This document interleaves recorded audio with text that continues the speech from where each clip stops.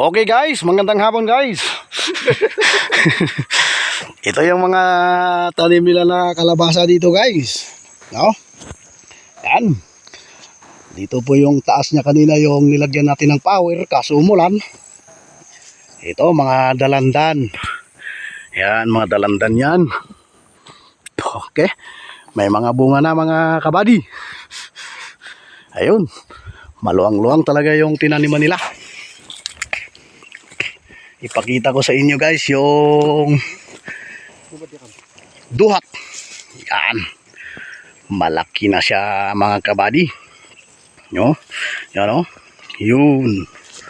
So, wah. Apa ngay? Itokol. So. Yan. Yun yung mga rambutan.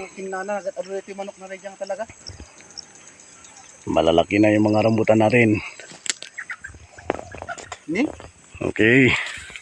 Ito yung mga tanim na kalabasa.